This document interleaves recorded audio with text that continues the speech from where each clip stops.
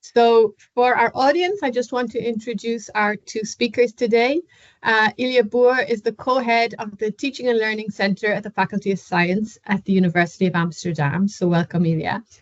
And she's also co-program lead for the university-wide Visible Learning Trajectories programme, which integrates educational innovation at curriculum level with the professional development of teaching teams.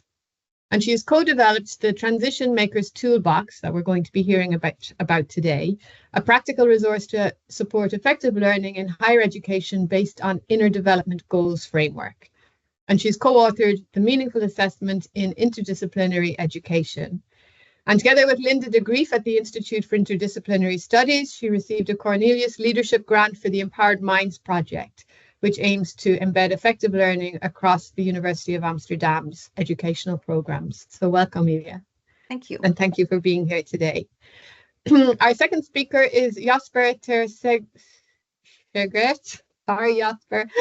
Is an educational innovator at the Institute of Interdisciplinary Studies, again at University of Amsterdam, and former program director of the Interdisciplinary Natural and Social Sciences program, Beta Gamma. So he's the lead trainer in the Empowered Minds project, supporting the integration of effective learning in higher education. Jasper serves as project lead of the Transition Makers Toolbox, this resource that's based on the inner development goals that we're going to be hearing about today. And he's also a senior teaching qualification trainer, guiding academic staff in developing educational leadership and innovation. So Jasper, thanks so much for being with us today. Thank you for having us. And so for our audience, to give you a sense, we're going to have maybe 15 minutes of a presentation, and then we'll open it to the floor for questions, but also for discussion and kind of sharing of experience. So we'll create quite a dialogical space. So I'd like to hand it over to our presenters. Yes, Thank let me you. start by sharing a screen and I'll give the floor to Ilja. Great. Well, hi, everyone. Thank you so much for inviting us and for your kind words. And of course, for you for joining us. My name is Ilja Boor, and together with Jasper, I'm here to introduce the Empowered Mind Project, a project at the University of Amsterdam that brings effective learning into the heart of academic education. But before we dive in, I will have a short reflective question for you. And the question is, just take a moment to think about this. The question is, which quality or inner development goal do you wish you had more space to develop during your own education? Was it resilience? Is it empathy, creativity, or just simply staying positive under pressure? Feel free to share your answer in the chat. So the question is, which quality or inner development goal do you wish you had more space to develop during your own education? It can be one or two words, just I'm really curious about how you feel. I see many different qualities coming. Resilience, creativity, confidence, numbered a few times, goal setting, connective collaboration, a beautiful one as well. Critical thinking, teamwork, wow, more critical thinking. Oh, this is really lovely to see. Yeah. And it's nice that we actually, a few of them are coming back during our talk. So this is really nice. More critical thinking. There's a lot of critical thinking. I really wonder if this is relating to the whole AI thing that's changing now, that we're asking for more critical thinking. Yeah. Okay, let's get started. Now, at the university, and at least in our experience at the University of Amsterdam, we tend to focus more on the cognitive learning, so acquiring knowledge, analytical thinking, reasoning. Of course, these are important, but they're no longer sufficient. So this is basically the point we want to make. If we want our students to meaningfully contribute to societal transitions, we also need to cultivate their inner capacities like empathy, resilience, courage. So if you think about a doctor who knows exactly how to diagnose, but lacks empathy to patients, of course, this is something you don't want. Or when an engineer designs a brilliant system, but feels no responsibility for their social or environmental impact. And I think this is where effective learning comes in. It's about the development of values, attitudes, emotions, motivations. And this form of learning is often neglected in academic settings. And so there's a growing movement in higher education. And if you look at the circle in green, some people they call it challenge-based learning or future literacy, community-engaged learning. Basically, all these types of education just aim to connect learning to societal challenges. And then if we go to the next slide, yes, thank you. Empowered Minds builds on these developments of our project by explicitly including the inner dimension of change. So how do you relate to ourselves, to others, and to the world? And it supports students not only to think, but also to feel, to reflect and act with integrity. And it's more like a process, which personal development is seen as a key outcome in academic learning. So this is for the University of Amsterdam quite a new thing. And as David Perkins says, we teach a lot that doesn't really matter, and we don't teach enough, but really truly does. And we believe that this is a call to rethink our priorities. And then I would like to hand over the word to Jasper about what we did about this.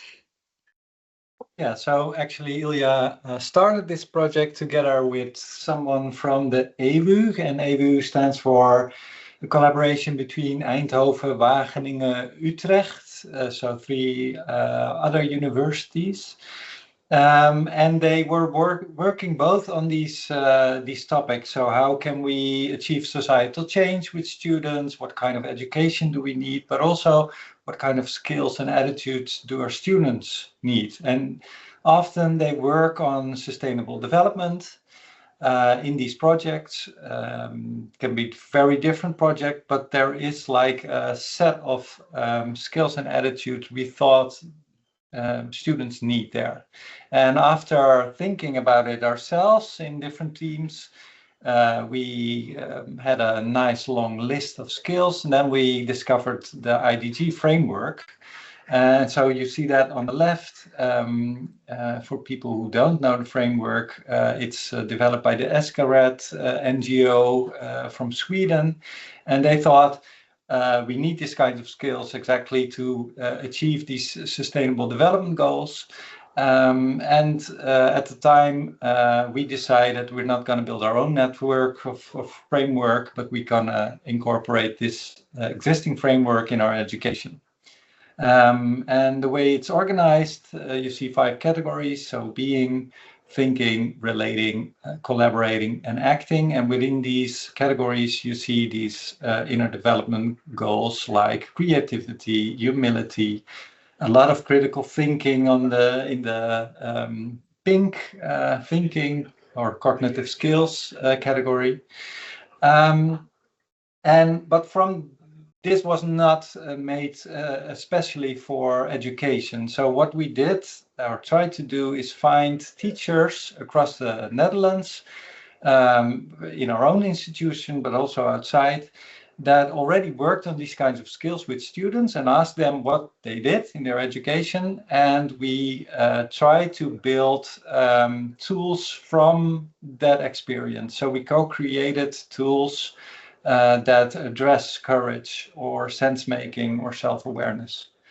That way we created a toolbox. And the toolbox is actually a website where you can find these educational tools. It's all open source, online available. And I'm not going to show you the live website, but I'm going to show you these screens so you get an idea what you'll find there. So you also find the 5 different categories. And then if you navigate the website and, for instance, want to do something in the acting category with students and you click on it, you go to the different IDGs that are connected to acting. And let's say we would like to do something with optimism with students, and you'll find the tool Positive Reframing, one of the tools. And we click on that, then you'll find the overview page of the tool. So you can see who the maker is, the teacher who started this education in their own context, and together we worked on making this a tool. And you'll always find an overview. So what's the tool about? What do we try to do there? And of course, a specified learning outcome. And then there's the learning activity. So I'll click through to the learning activity, and you'll always find the learning activity in 5 steps. And that's something we discovered that works well. It's not like it's always in 5 steps at the beginning, but we try to give it the same look and feel for every tool. So in this case, you have an introduction, a sharing of thoughts. I'm not going to walk you through the whole tool, but you will find 5 steps for the teachers what to do with students. And of course, sometimes you need extra information about what to do there. So we have like key advice for teachers. So there's more information for the teacher about the topics or how to organize your sessions.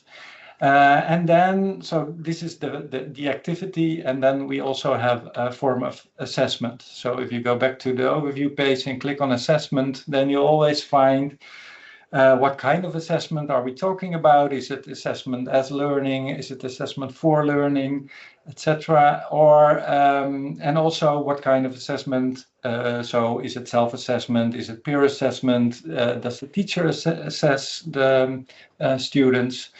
And we deliver, in this case, reflective questions to assess that specific learning goal. And of course, the teacher needs to tune this a bit to their own context, but we offer the whole package of a learning outcome, an activity, and assessment. And if you would go back, well, if you see the tool, then there's also a download button, so you get the whole tool with all the extras in one package downloaded. On the website, you'll also find things about our community, and actually when I click through, I will click through it, but you will find this community as well on the website. So here you see some, not all, of our makers of the different tools, and also what kind of tools in what categories they made. And we have this whole process in co-creation and working with these teachers and going back and forth with tips about how we can make this accessible to teachers in different fields. And here you see some of the tools, and it's sometimes nice to show that you can use these tools in different kinds of projects. So for instance, the superhero is actually a tool I used to do a lot. So really about the strengths and weaknesses the students brings to a project, but usually I did it in a way that they wrote down something about it, or they talked about it and then put it aside and worked on a project and never looked back. And this tool asked the students to draw a superhero with all these qualities they possess, but also to think about who they need as a sidekick. And also to identify a possible nemesis, something they really find difficult in their projects. And then this superhero comes back every week in the project. So you ask them, where was your superhero this week? And so it gets much more meaningful for them to think about these qualities. I'm not going to talk you through all, but on the right we see a tool by Ilja. It's about empathy and compassion and really listening to someone else's perspective or story with real empathy. And it can be really difficult to not think how I'm going to respond or what do I want to ask, but really focus on the listening part. So these are all kinds of tools, and you'll find an overview here where you can see all the names of the tools. And of course, you can browse our website and click through all these tools and see how you could maybe use them in your own context. And for convenience, we have some categories like, is it shorter or longer than 2 hours? How many people do you work with? But it's also something you can adjust yourself. I think that's about it about the toolbox, and I'll go back to an example, Ilja. Yes, thanks. So we are currently piloting with a tool in university-wide election. It's called Lost in Translation and Dialogue in Times of Polarization. And this is a university-wide course open to students from all faculties, and they focus on how they can engage in dialogue across worldviews, so especially in polarized contexts. And this course, we integrated the inner development goals for the first time at the UvA, and students work on developing empathy, courage, and trust. And what we think make this course really special was the combination of academic depth with personal growth. So really integrating the cognitive and affective learning. And this course teaches students to restore these connections, facilitate constructive conservations, and diffuse tensions, and also understanding and facilitating constructive dialogue in conflicting contexts. So I think what I really like is it's not like, it's like with critical thinking, right? You don't teach students to learn critical thinking by giving them or handing them over a book about critical thinking. It's something that they do. And this is also, I think you also, especially for the IDGs, if you connect it to content, it's easier for students to practice and really understand and deal and grow and practice with all these IDGs.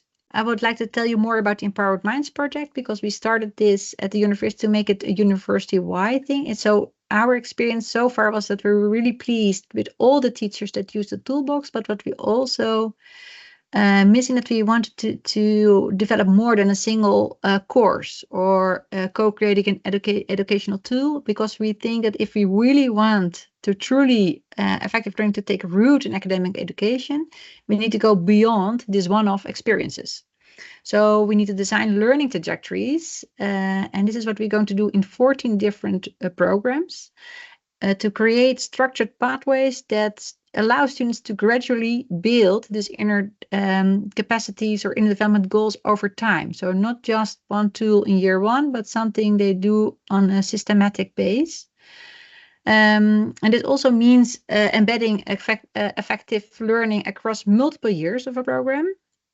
And so far, students have repeated meaningful opportunities to reflect, to grow, to connect.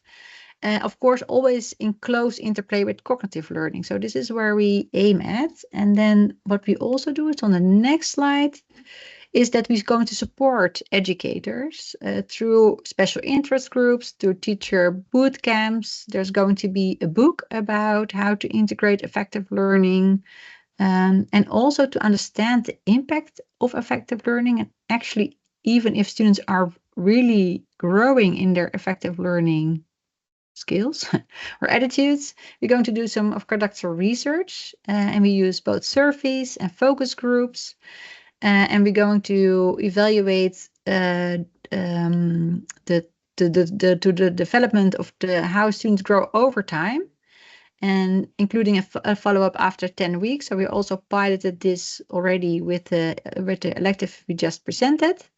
And the goal is to evaluate the personal growth of students, but also if we can develop a reliable way to measure effective learning across higher education. And to do so, we collaborate with the psychology department of our institute, with Lotte Brink and Sanne de Wit, and they are part of the UvA Habit Lab. So they really focus on this type of research. And then I think we made it more or less in time, right? So to close, Empowered Minds is about integrating personal development into academic education, not as something extra, but as something essential. And of course, we love to hear your thoughts. What resonates with you? Do you see opportunities or tensions in your own institute? So we're happy to answer any questions. Thank you so much, Ilja and Jasper, for that presentation.